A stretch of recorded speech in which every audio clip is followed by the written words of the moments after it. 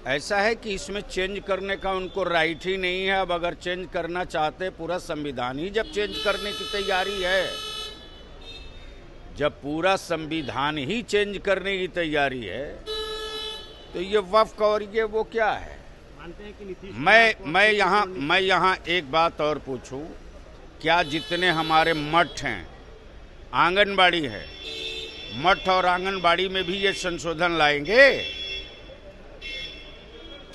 वक्फ के same nature का, same system का जो धार्मिक पीठ बना हुआ है, क्या है? वक्फ बोर्ड ही की तो उसका दूसरा नाम है, तो क्या उसके लिए भी ये कानून होगा?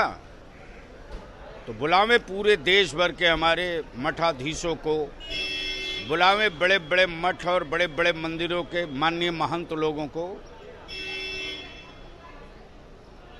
अगर एक वन कंट्री वन नेशन, तो उसमें क्लियर करें कि जो वक्फ बोर्ड में हो रहा है वही मठ और मठ की जमीनों पर भी होगा। पनोरमा ग्रुप, जो सोचता है वो करता है। आपके अपने सपनों का आशियाना। नमस्कार, आप देख रहे हैं सिटी पोस्ट लाइव और मैं हूं आपके साथ प्रभाकर पांडे। आपको बता दें कि जदयू के नेता और पूर्व राज्यसभा सांसद गुलाम रसूल वालियावी ने केंद्र सरकार पर जो वक्फ बोर्ड के संशोधन को लेकर बात चल रही है उस पर ऐतराज़ जताते हुए कहा है कि ये वक्फ बोर्ड पर केंद्र सरकार का संशोधन का कोई हक नहीं है और इस पर केंद्र हस्तक्षेप नहीं कर सकता है। इस तरह की बातें कहते नजर आए गुलाम रसूल वालियावी, और उनका कहना था कि ये जो वक्फ बोर्ड है ये हमारे बुजुर्गों का जो ज़मीन है वो दान का ज़मीन है, ये किसी प्रकार का कोई गलत ज़मीन नहीं है। यदि वक्फ बोर्ड पर संशोधन सरकार कर रही है तो इसके साथ साथ जो भी धार्मिक पीठ है उसका भी संपत्ति का ब्यौरा और इसका संशोधन सरकार करे और उसका भी बिल सरकार लाए। इस तरह की बातें कहते नजर आए गुलाम रसूल वालियावी, और क्या कुछ कहते नजर आए, पहले आप इनका बयान सुने। वक्फ बोर्ड के कंसेप्ट को लोग समझ गए होते तो वेलफेयर समझ में आ गया होता।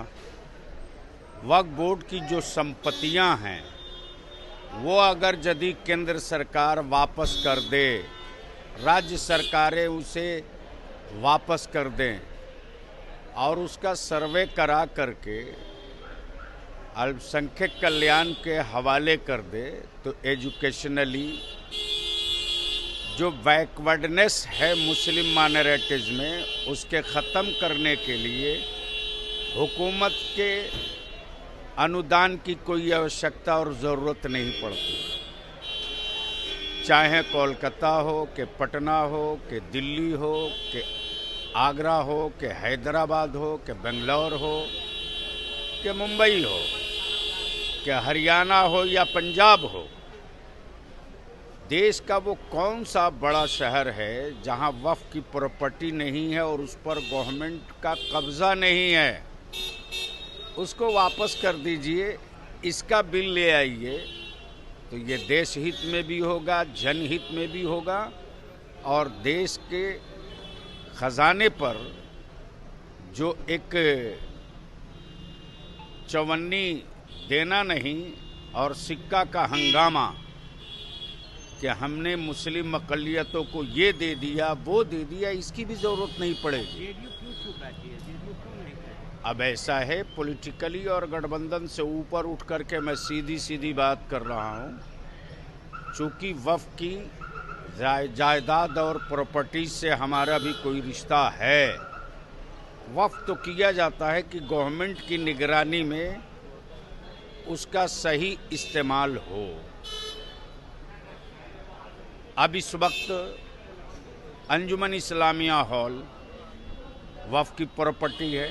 माननीय मुख्यमंत्री ने उस पर एक बड़ी धनराशि खर्च की। इस वक्त वो पूरे देश में मॉडल बना हुआ है, तो उससे शैक्षणिक, आर्थिक, सामाजिक कार्यों के लिए कितना बड़ा योगदान होगा, इसकी भी पहले समीक्षा कर लेनी चाहिए। केंद्र सरकार की तरफ से कहा जा रहा है कि वक्फ के पास एक बहुत बड़ी प्रॉपर्टी का हिस्सा है और दूसरी तरफ मुस्लिम पर्सनल लॉ बोर्ड कर रहा है कि ये चेंज हम लोग तो मान ही नहीं सकते। ऐसा है कि इसमें चेंज करने का उनको राइट ही नहीं है। अब अगर चेंज करना चाहते, पूरा संविधान ही जब चेंज करने की तैयारी है, जब पूरा संविधान ही चेंज करने की तैयारी है, तो ये वक्फ और ये वो क्या है? मानते हैं कि नीतीश मैं यहाँ एक बात और पूछूं, क्या जितने हमारे मठ हैं, आंगनबाड़ी है, मठ और आंगनबाड़ी में भी ये संशोधन लाएंगे? वक्फ के सेम नेचर का, सेम सिस्टम का जो धार्मिक पीठ बना हुआ है, क्या है? वक्फ बोर्ड ही की तो उसका दूसरा नाम है, तो क्या उसके लिए भी ये कानून होगा? तो बुलावें पूरे देश भर के हमारे मठाधीशों को, बुलावें बड़े बड़े मठ और बड़े बड़े मंदिरों के माननीय महंत लोगों को। अगर एक वन कंट्री वन नेशन, तो उसमें क्लियर करें कि जो वक्फ बोर्ड में हो रहा है वही मठ और मठ की ज़मीनों पर भी होगा। नीतीश कुमार को चुप्पी तोड़नी चाहिए, नीतीश कुमार को स्टैंड क्लियर करना चाहिए। अब उनके सामने सब कुछ है,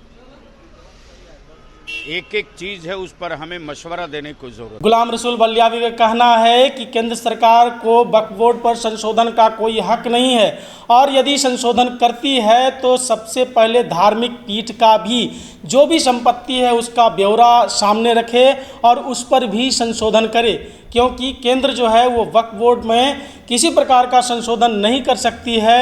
और इस तरह की बातें कहते नजर आए गुलाम रसूल वालियावी। तो फिलहाल इस खबर में बस इतना ही। आगे के तमाम खबरों के लिए बने रहे मेरे साथ। वीडियो को लाइक करें, शेयर करें, चैनल को सब्सक्राइब करना ना भूलें। धन्यवाद।